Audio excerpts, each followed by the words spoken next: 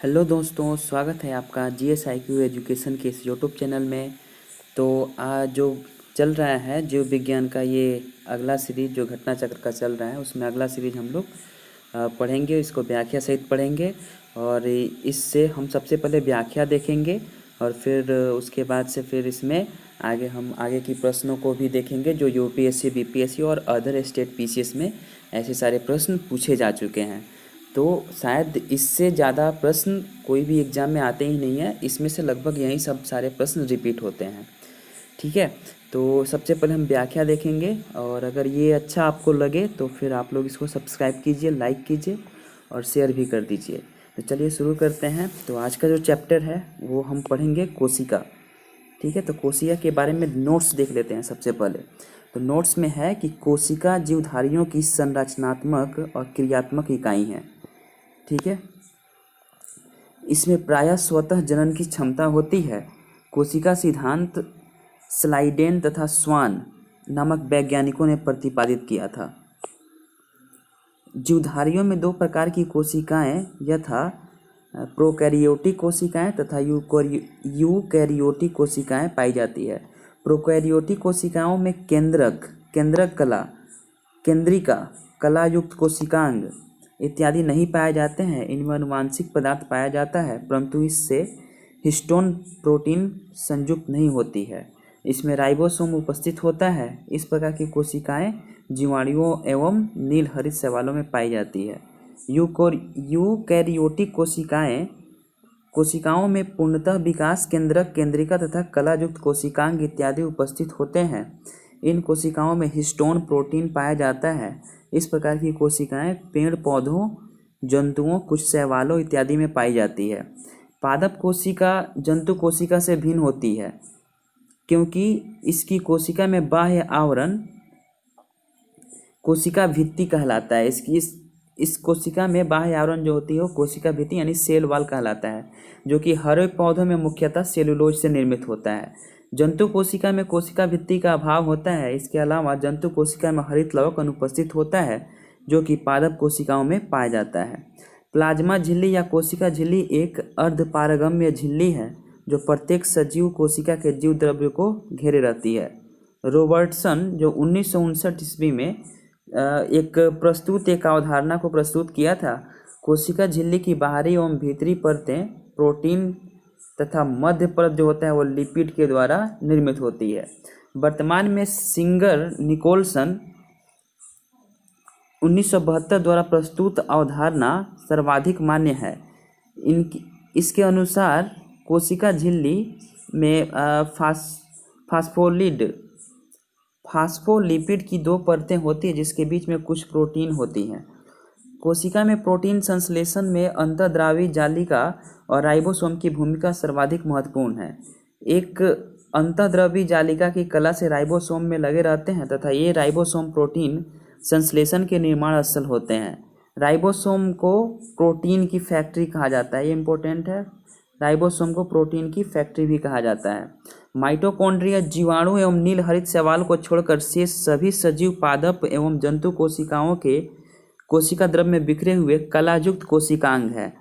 श्वसन की क्रिया प्रत्येक जीवित कोशिका के कोशिका द्रव्य एवं माइटोकॉन्ड्रिया में संपन्न होती है। श्वसन से संबंधित प्रारंभिक क्रियाएं कोशिका द्रव्य में तथा शेष क्रियाएं माइटोकॉन्ड्रिया में होती है। चूँकि क्रिया के अंतिम चरण में ही अधिकांश ऊर्जा उत्पन्न होती है, इसलिए माइटोकॉन्ड्रिया को कोशिका का श्वसनांग या पावर हाउस कहा जाता है। माइटोकॉन्ड्रिया को कोशिका का पावर हाउस या श्वसनांग कहा जाता है।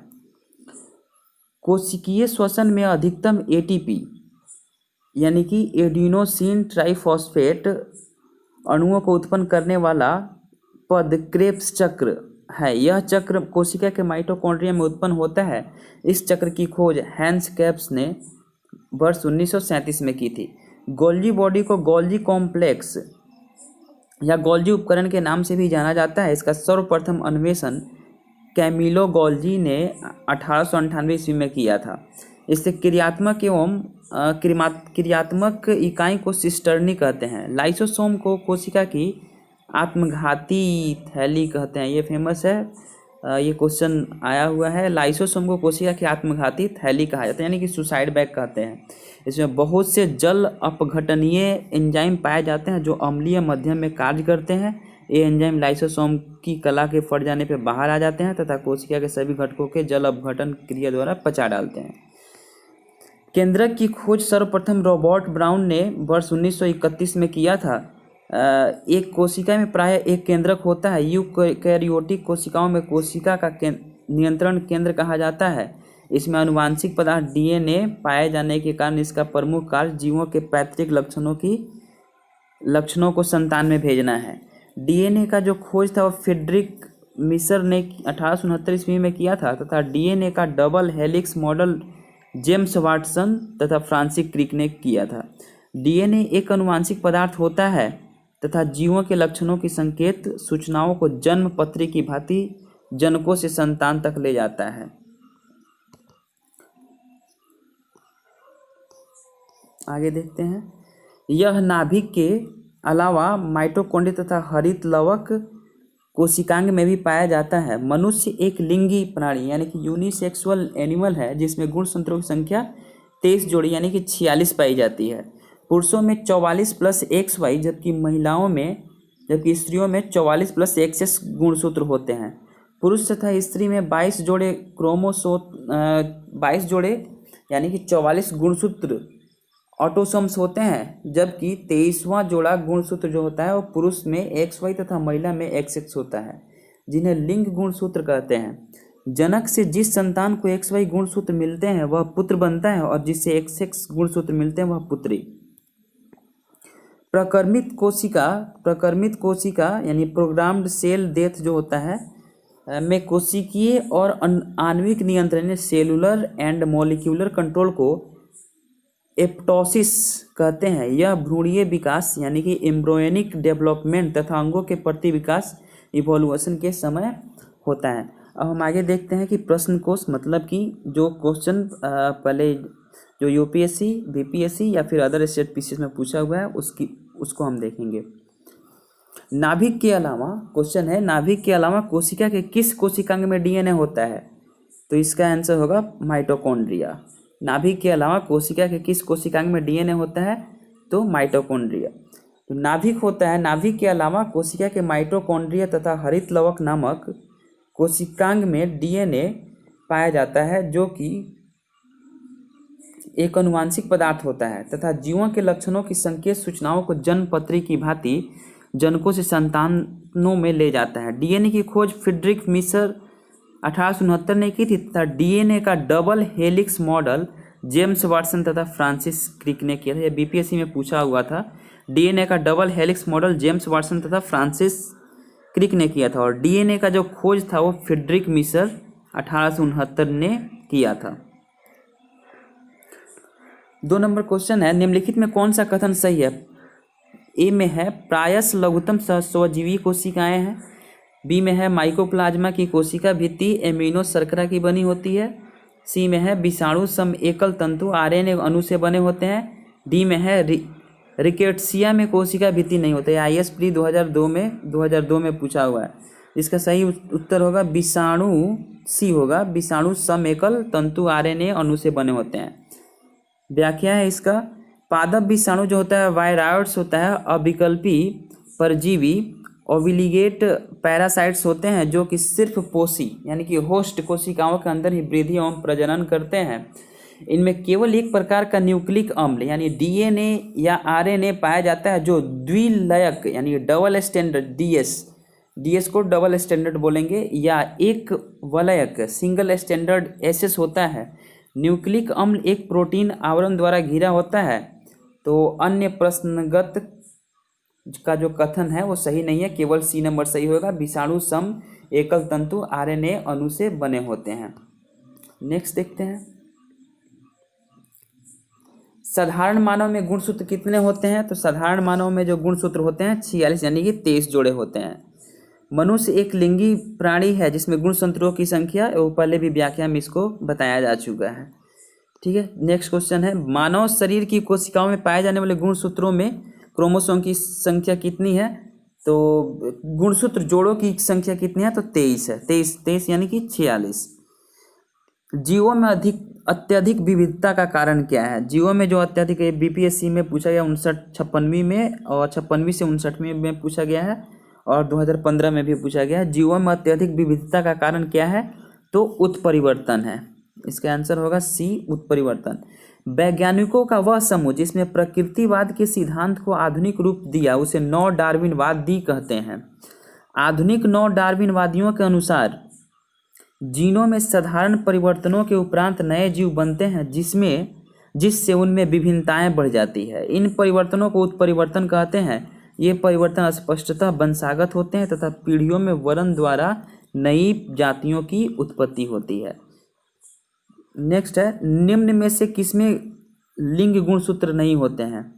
तो ए में है बंदर, बी में है चीता, सी में है तितली, डी में है छिपकली। तो इसका उत्तर होगा, आंसर होगा छिपकली।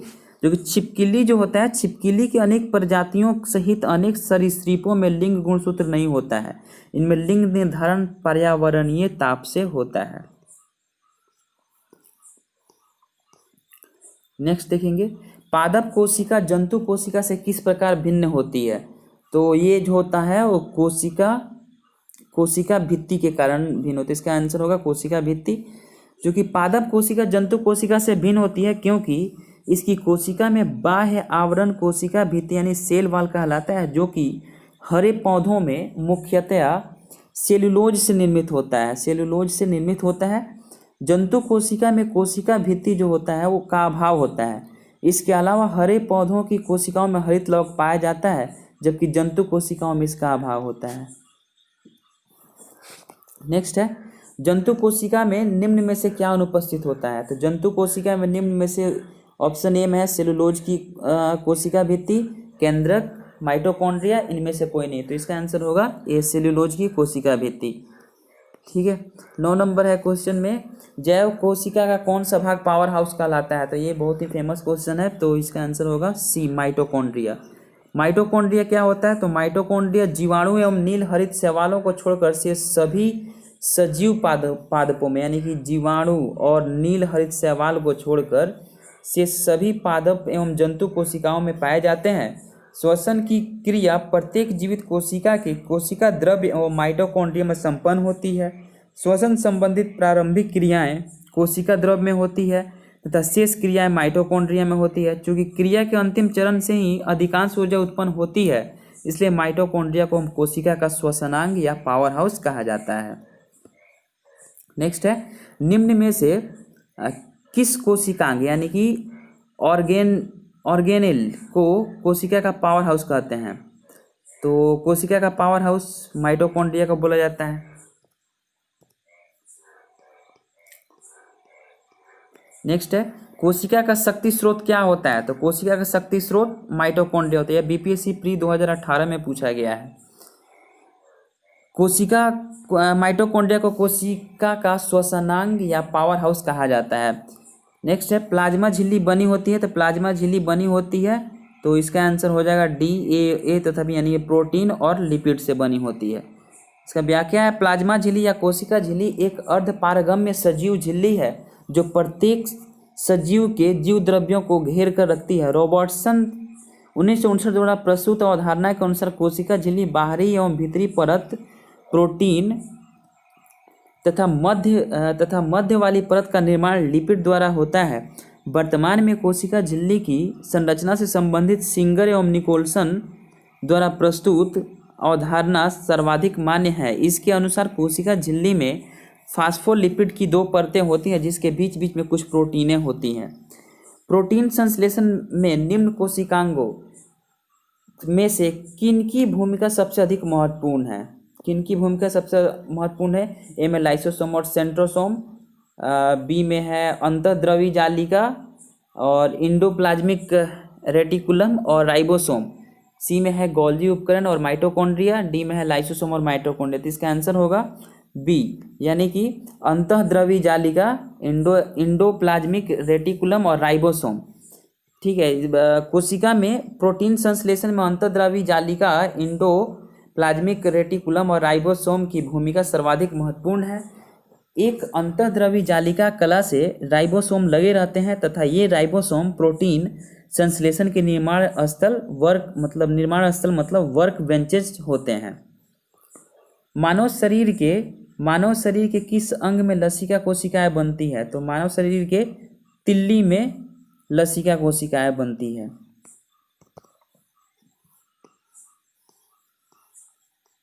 इसका थोड़ा सा व्याख्या देख लेते हैं। लसिका कोशिकाएं जो होती है यानी लिम्फोसाइट सेल्स जो बोला जाता है, एक प्रकार की श्वेत रक्त कणिकाएं हैं। ये श्वेत रक्त कणिका यानी कि WBC है, ठीक है,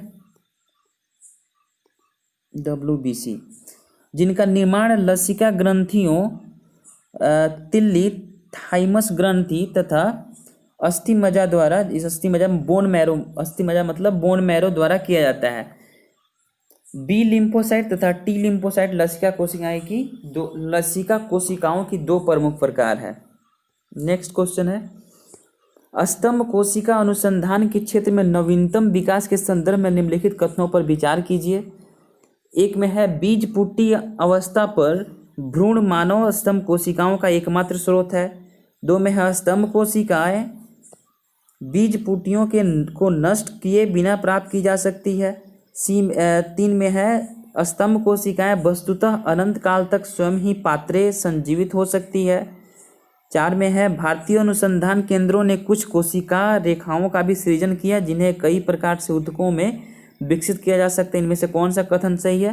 तो इसका है 1 2 3 4, मतलब कि चारों का चारों कथन, ये भी सही है, ये भी सही है, ये भी और ये भी, चारों कथन सही है। तो इसका व्याख्या ये है कि स्तनधारियों में मोटे तौर पे 2 प्रकार की स्तंभ कोशिकाएं पाई जाती है। एक में है भ्रूणीय स्तंभ कोशिकाएं, वयस्क स्तंभ कोशिकाएं। भ्रूणीय स्तंभ कोशिकाएं बीज पुट्टी अवस्था में उत्पन्न होती है, जबकि वयस्क कोशिकाएं विभिन्न ऊतकों में पाई जाती है। इन्हें बीज पुट्टियों को बिना नष्ट किए ही प्राप्त किया जा सकता है तथा बीज पुट्टी अवस्था पर भ्रूण मानव स्तंभ कोशिकाओं की एकमात्र स्रोत है। स्तंभ कोशिकाएं वस्तुतः अनंत काल तक ही स्वयं पात्रे संजीवित हो सकती है। इसके अतिरिक्त भारतीय अनुसंधान केंद्रों में कुछ कोशिका रेखाओं का भी सृजन किया गया है जिन्हें कई प्रकार के ऊतकों में विकसित किया जा सकता है। इस प्रकार प्रश्नगत चारों कथन सही है। निम्नलिखित में कौन सा कथन प्राणियों के स्तंभ कोशिकाओं के प्रत्यारोपण के संदर्भ में असत्य है? ये प्राणी में जीवन भर स्वयं गुणन करती है। ये अंगों के क्षतिग्रस्त ऊतकों की मरम्मत करती है। ये एक या अधिक प्रकार की विशिष्ट कोशिकाओं को बनाने की क्षमता रखती है। ये केवल भ्रूण यानी कि एम्ब्रियो में पाई जाती है।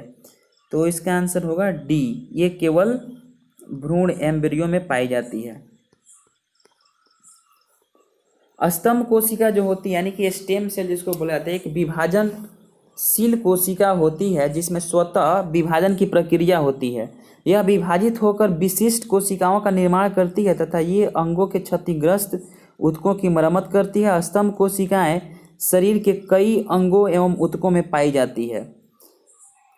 नेक्स्ट है प्रक्रमित कोशिका मृत्यु यानी प्रोग्राम्ड सेल डेथ के कोशिकीय और आणविक नियंत्रण यानी कि सेलुलर एंड मोलिक्यूलर कंट्रोल को क्या कहते हैं? तो इसका आंसर होगा एपोप्टोसिस। इसका व्याख्या है प्रक्रमित कोशिका यानी कि मृत्यु, परिक्रमित कोशिका मृत्यु, प्रोग्राम्ड सेल डेथ में कोशिकीय और आणविक नियंत्रण सेलुलर एंड मोलिक्यूलर कंट्रोल को एपोप्टोसिस कहते हैं। यह भ्रूणीय विकास यानी कि एम्ब्रियोनिक डेवलपमेंट तथा अंगों के प्रतिविकास इवोल्यूशन के समय होता है। नेक्स्ट क्वेश्चन है हमारे तंत्र में अधिकतम एटीपी अणुओं को उत्पन्न करने वाला पद है। तो हमारे तंत्र में अधिकतम एटीपी उत्पन्न करने वाला अणुओं को उत्पन्न करने वाला जो पद है उसको क्रेब्स चक्र के नाम से जाना जाता है। तो इसका आंसर होगा बी। श्वसन तंत्र जो होता है रेस्पिरेटरी सिस्टम जिसको बोला जाता है में अधिकतम एटीपी का फुल फॉर्म भी पूछा जा सकता है। तो इसका फुल फॉर्म है एडिनोसिन ट्राइफॉस्फेट। अणुओं को उत्पन्न करने वाला जो पद होता है वो क्रेब्स चक्र कहते हैं। यह चक्र कोशिका के माइटोकॉन्ड्रिया में संपन्न होता है। इस चक्र की खोज हैंस क्रैब ने वर्ष 1937 में की थी। नेक्स्ट चैप्टर है अनुवांशिकता, जिसको जेनेटिक्स के नाम से बोला जाता है। इसको कुछ नोट्स इसका देखेंगे। सजीवों के वे लक्षण जो एक पीढ़ी मतलब एक जनरेशन से दूसरी पीढ़ी में प्रसारित होते हैं वंशागत या अनुवांशिक लक्षण कहलाते हैं। अनुवांशिक लक्षणों के पीढ़ी से दूसरे पीढ़ी में जाने अर्थात प्रसारित होने की प्रक्रिया अनुवांशिकता यानी कि हेरेडिटी कहलाती है। अनुवांशिकता की खोज ग्रेगर जॉन मेंडल ने की थी। ये क्वेश्चन हमेशा पूछता है, अनुवांशिकता की खोज किसने की थी? तो ग्रेगर जॉन मेंडल ने की थी। ये ऑस्ट्रिया देश के ब्रुन नामक शहर में पादरी थे। ये ऑस्ट्रिया देश के ब्रुन नामक शहर में पादरी थे। इन्हें आधुनिक अनुवांशिकी का फादर यानी कि फादर ऑफ मॉडर्न जेनेटिक्स कहते हैं। इन्होंने उद्यान मटर के पौधों में 7 लक्षणों की तुलनात्मक विभिन्नताओं की वंशागति के लिए संकरण प्रयोग यानी कि जो क्रॉस जो करवाते हैं वहीं संकरण प्रयोग किए तथा उनका विस्तृत अध्ययन किया। इनके प्रयोग से संबंधित निम्नलिखित नियम है। प्रभाविता का नियम लॉ ऑफ डोमिनेंस, पृथक्करण का नियम लॉ ऑफ सेग्रेशन तथा स्वतंत्र अपविहवन का नियम लॉ ऑफ इंडिपेंडेंट असॉर्टमेंट। जीवों में अनुवांशिक लक्षण क्रोमोसोम द्वारा संतान में ले जाए जाते हैं। ये न्यूक्लियोप्रोटीन के बने होते हैं। क्रोमोसोम नाम सर्वप्रथम वाल्डेयर 1888 ने प्रस्तुत किया। क्रोमोसोम पर स्थित डीएनए की बनी ऐसी अति सूक्ष्म संरचनाएं जो अनुवांशिक लक्षणों का धारण एवं उनका एक पीढ़ी से दूसरे पीढ़ी में स्थानांतरण करती है जीन कहलाती है। जीन का डेफिनेशन होगा क्रोमोसोम पर स्थित डीएनए की बनी ऐसी सूक्ष्म संरचनाएं जो अनुवांशिक लक्षणों का धारण एवं उसका एक पीढ़ी से दूसरी पीढ़ी में स्थानांतरण करती है जीन कहलाती है। जीन जीवों के शरीर में अनुवांशिकता की मूलभूत इकाई है। जो जीन जो होता है जीवों के शरीर में अनुवांशिकता की मूलभूत इकाई होती है। किसी भी जीव के डीएनए में विद्यमान समस्त जीनों का अनुक्रम जीनोम कहलाता है। किसी भी जीव के डीएनए में विद्यमान समस्त जीनों का जो अनुक्रम होता है वो जीनोम कहलाता है। जीनोम के सभी गुणसूत्रों का संरचनात्मक एवं प्रकार्यात्मक संगठन जीनोम चित्रण कहलाता है। प्लवमान जीन या जंपिंग जीन के सिद्धांत का प्रतिपादन बारबरा मैक्लिंटॉक ने किया था। इस खोज के लिए इन्हें चिकित्सा विज्ञान के क्षेत्र में नोबेल पुरस्कार से सम्मानित किया गया था। इन्होंने मक्का के पौधे पर अपना अनुसंधान किया था। उसके बाद से है कि अध्ययन के तौर पर इन्होंने देखा कि जंपिंग जीन्स द्वारा जो अनुवांशिक परिवर्तन होते हैं उससे मक्का के दाने पे कुछ धब्बे पड़ जाते हैं। नए प्रयोग के आधार पर यह निष्कर्ष निकाला गया कि सभी कोशिकाओं में डीएनए के खंड होते हैं जिन्हें ट्रांसपोजेबल तत्व या ट्रांसपोजोन कहते हैं, जिनका विकास की प्रक्रिया में महत्वपूर्ण योगदान है। जीव कोशिकाओं में 2 प्रकार का न्यूक्लिक अम्ल यानी कि न्यूक्लिक एसिड पाया जाता है जो डीएनए और आरएनए होते हैं। ये न्यूक्लियोटाइड के बहुलक अर्थात ये बहुत से न्यूक्लियोटाइड से मिलकर बनते हैं। प्रत्येक न्यूक्लियोटाइड जो होता है 3 अणुओं से मिल करके बनते हैं। जैसे एक में नाइट्रोजनी बेस यानी जिसको प्यूरिन एवं पिरीमिडीन बोलते हैं, 2 में है पेंटोज शुगर तथा 3 में है फॉस्फेट यानी कि नाइट्रोजनी बेस, पेंटोज शुगर, फॉस्फेट या प्यूरिन बेस, एडेनिन तथा ग्वानिन। जिससे प्यूरिन बेस को बोलते हैं एडेनिन तथा ग्वानिन को मिलाकर के प्यूरिन बेस होता है।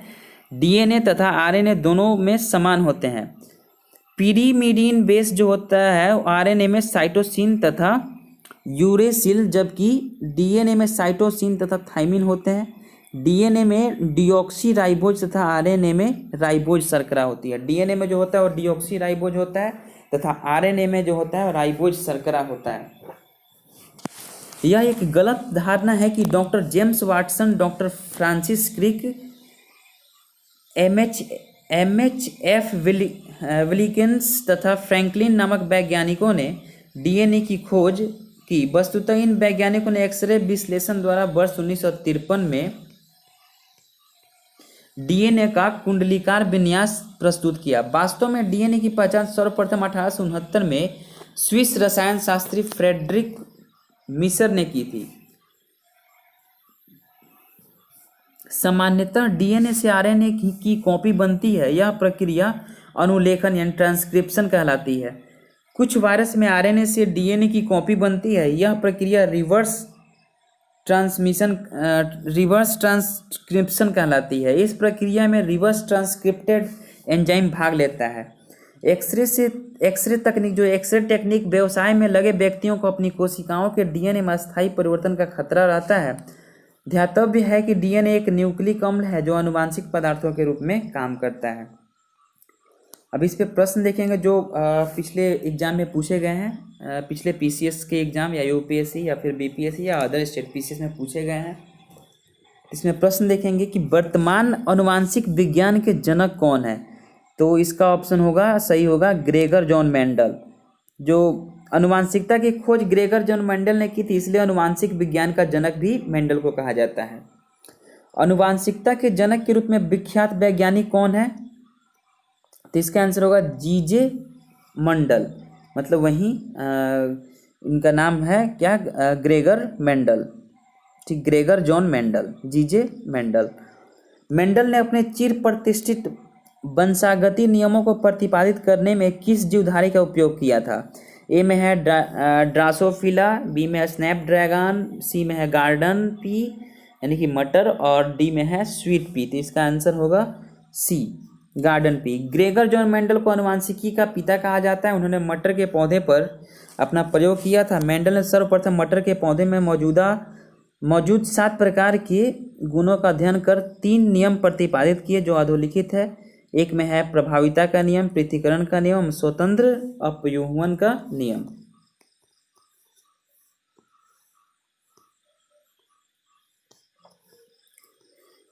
नेक्स्ट क्वेश्चन जो बीपीएससी में पूछा हुआ 53 से 55 बीपीएससी और 2011 में भी पूछा गया है।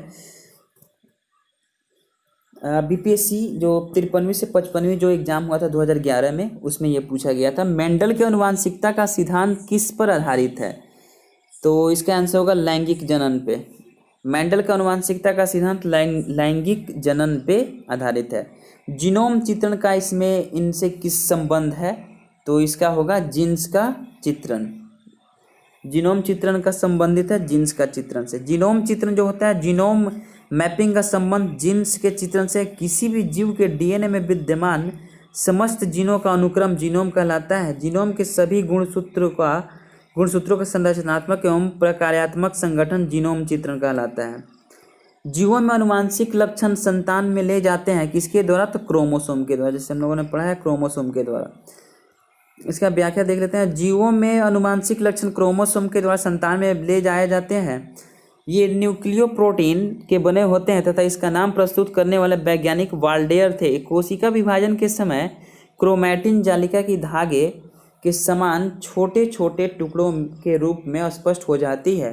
क्रोमैटिन पदार्थों के इन छोटे टुकड़ों को गुणसूत्र कहते हैं जिन पर जीन्स पाए जाते हैं। यद्यपि अधिकतर जीन्स डीएनए के भाग है, परंतु कुछ विषाणुओं में यह आरएनए के भाग होते हैं, जैसे कि रियो वायरस। जीन क्या है, जीन है डीएनए का एक भाग है, डीएनए और हिस्टोन का एक भाग है, डीएनए आरएनए और हिस्टोन का भाग है, और ए डी में दिया उपरोक्त सभी।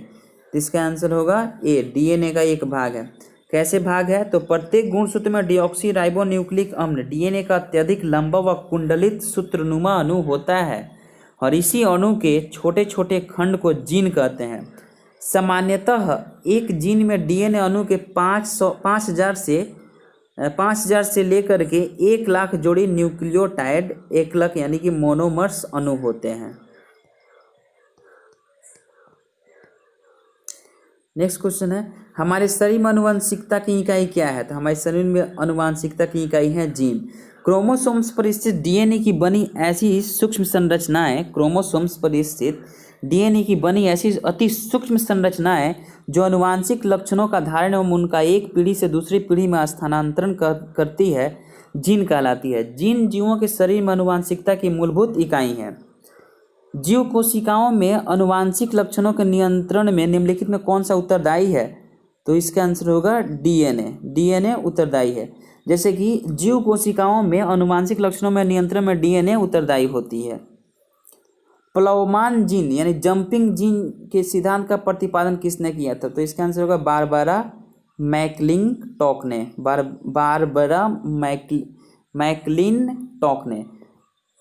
व्याख्या है इसका, प्लवमान जीन यानी कि जंपिंग जीन के सिद्धांत के प्रतिपादक बारबरा मैकलिंटॉक थे, जिन्हें 1983 में इस विशेष अनुसंधान के लिए चिकित्सा विज्ञान के क्षेत्र में नोबेल पुरस्कार से सम्मानित किया गया था। इन्होंने मक्का के पौधे पर आनुवांशिकता का अध्ययन करते समय देखा कि कुछ आनुवांशिक तत्व एक गुणसूत्र में एक स्थान से दूसरे स्थान पर जाने में समर्थ हैं। अध्ययन के तौर पर इन्होंने देखा कि जंपिंग जीन्स द्वारा जो आनुवांशिक परिवर्तन होते हैं उससे मक्का के दाने पर कुछ धब्बे यानी कि कुछ स्पॉट्स पड़ जाते हैं। नए प्रयोगों के आधार पर यह निष्कर्ष निकाला गया कि सभी कोशिकाओं में डीएनए के खंड होते हैं जिन्हें ट्रांसपोजेबल तत्व या ट्रांसपोजोन कहते हैं, जिनका विकास की प्रक्रिया में महत्वपूर्ण योगदान है। नेक्स्ट क्वेश्चन है, डीएनए में उपलब्ध कौन सा यौगिक एमिनो अम्ल नहीं बनाता है? डीएनए में उपलब्ध कौन सा यौगिक एमिनो अम्ल नहीं बनाता? एक में है एडेनिन, बी में है टायरोसिन, सी में है गुआनिन और डी में है साइटोसिन। तो इसका सही उत्तर होगा टायरोसिन। सही उत्तर टायरोसिन।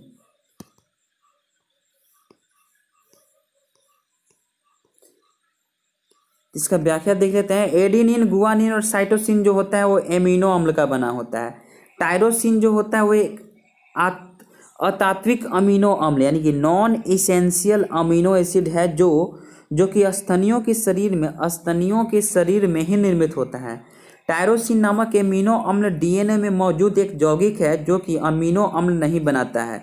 डीएनए एक न्यूक्लिक अम्ल है जो कि जीवों के लक्षणों को संकेत सूचनाओं को जन्मपत्री की भांति जनकों से संतानों में पहुंचाने का कार्य करता है।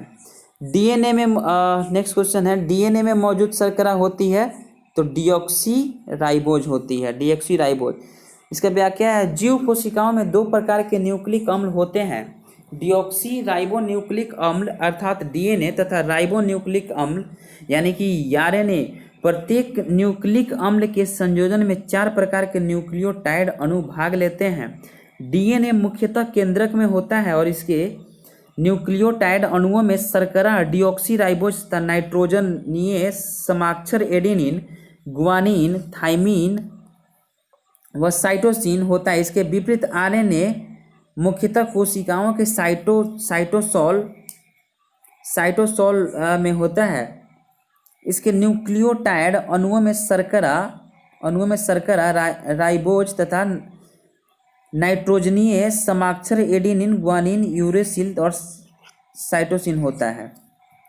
डीएनए की खोज किसने की? तो डीएनए की खोज दिया हुआ ऑप्शन जेम्स वाटसन एवं फ्रांसिस क्रिक, ग्रेगर मेंडल, सी में दिया है जॉनसन, डी में दिया हरगोबिंद खुराना और ई में दिया है यानी कि बीपीएससी में 5वां ऑप्शन है उपयुक्त में से कोई नहीं, उपयुक्त में से एक से अधिक। तो इसका सही आंसर है, ये क्वेश्चन बीपीएससी 2018 में पूछा हुआ है। ठीक है, इस पे एक विवादित क्वेश्चन भी रहा था लेकिन इसका सही व्याख्या यहाँ पे दिया हुआ है।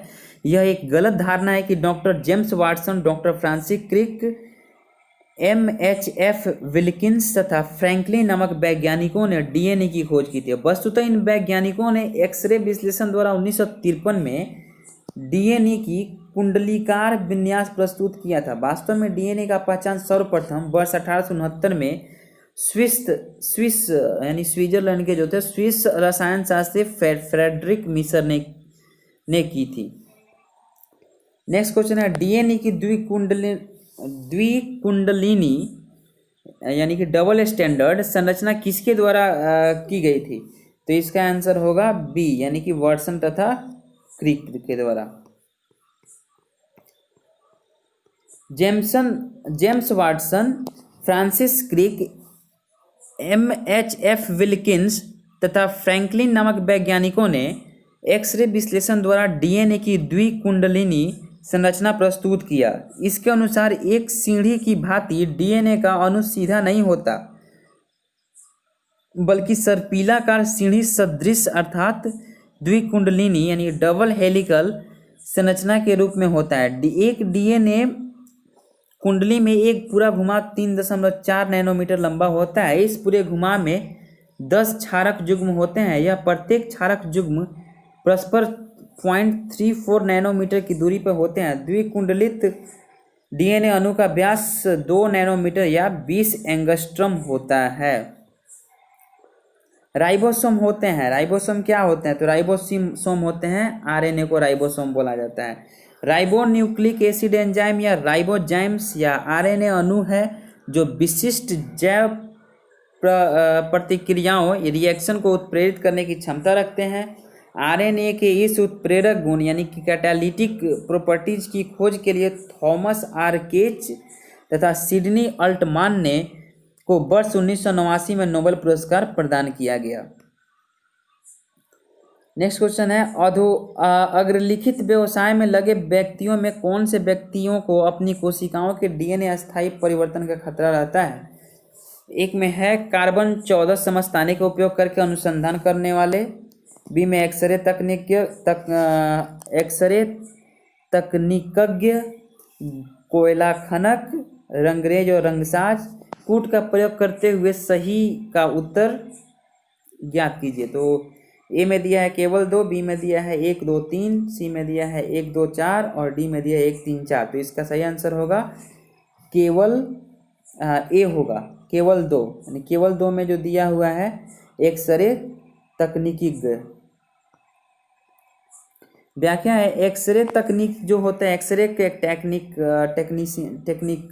टेक्नीशियन व्यवसाय में लगे व्यक्तियों को अपनी कोशिकाओं सेल्स के डीऑक्सी राइबो न्यूक्लिक अम्ल में अस्थायी परिवर्तन का खतरा रहता है। डीएनए एक न्यूक्लिक अम्ल है जो कि आनुवांशिक पदार्थ के रूप में कार्य करता है।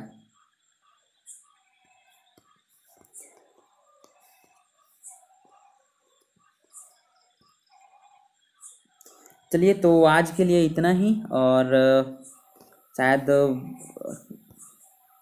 37 या 38 मिनट का ये वीडियो हो गया। तो इसमें 2 चैप्टर को हम लोगों ने कवर किया है, एक कोशिका और दूसरा आनुवांशिकता।